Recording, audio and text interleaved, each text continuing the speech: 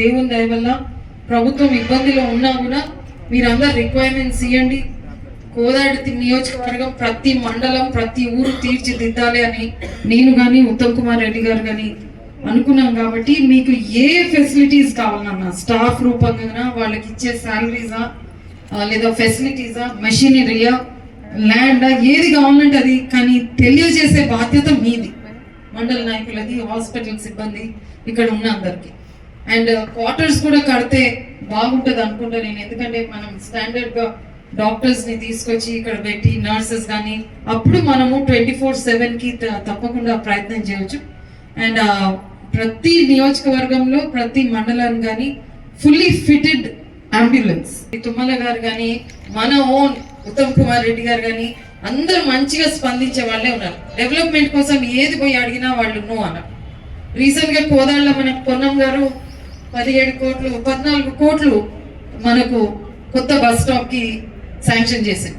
So అది కూడా కొత్త రీతిగా కట్టడానికి మేము ప్రయత్నం చేస్తున్నాం. అట్లాగే నా నియోజకవర్గంలో అన్ని పిహెచ్సిస్ కానీ మండలంలో కానీ ఒక చిన్న ఇట్లా మీరు అన్నట్టు 24/7 హాస్పిటల్స్ గా వస్తే బాగుంటుందని దానికోసం నేను కృషి చేస్తానని తెలియజేస్తూ మరి నన్ను ఇది ఓపెనింగ్ కి పిలిచినందుకు మీ అందరికీ కూడా ధన్యవాదాలు తెలియజేస్తూ నేను ముగిస్తున్నాను. జై 5,000 SFT square feet PHC centre inaugurate చేయడానికి ఈరోజు రావడం జరిగింది. ఇది 1,56,00,000తో కట్టిన బిల్డింగ్. దీనికి ఇది ఇప్పుడైతే ప్రస్తుతం ఒక టిపికల్ పిహెచ్సి కింద కట్టడం జరిగింది. 3 ఓపీ బెడ్లు, జెంట్స్కి 3, లేడీస్కి 3తో. ఇక్కడ మనకు హైవే దగ్గరగా ఉంది. ఈ పర్టిక్యులర్ హాస్పిటల్ కింద జాగా దాదాపు 2 ఎకరాలు ఉంది.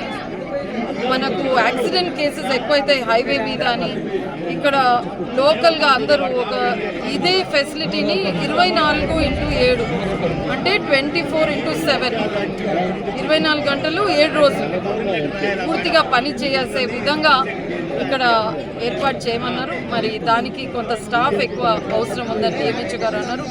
అది కూడా ప్రభుత్వానికి రిప్రజెంటేషన్ తీసుకెళ్ళి త్వరలో అది కూడా అయ్యేటట్టు చూస్తాము.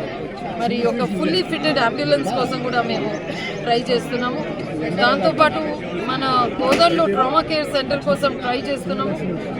ఇది కూడా హైవేకి ఆనుకునే ఉంది కాబట్టి ఇక్కడ కూడా అది పెడితే చాలా ఉపయోగం ఉంటే ఎన్నో ప్రాణాలు మనము కాపాడుకోగలుగుతాము అనే ఉద్దేశంతో మరి ఈరోజు 2025లో మనం కడుతున్నాం కాబట్టి ఫ్యూచర్ దృష్టిలో పెట్టుకొని అందరికీ హెల్త్ డేటా కూడా అనుకున్నాము. సో దట్ ఎవరికి ఎప్పుడు ఇబ్బంది వచ్చినా సడన్గా డేటా ఉంటే వారికి చికిత్స ఇవ్వడము మంచిగా త్వరలో ఇవ్వచ్చు అనే ఉద్దేశంతో మరి ఇవన్నీ పొందుపరుస్తూ మునగాలలో ఈ పిహెచ్సిని బ్రిటిషర్స్ నాటప్పటి నుంచి కానీ సో ఇది కూడా ఒక మినీ హాస్పిటల్ చేయాలనే ఉద్దేశంతో మేము ముందుకు.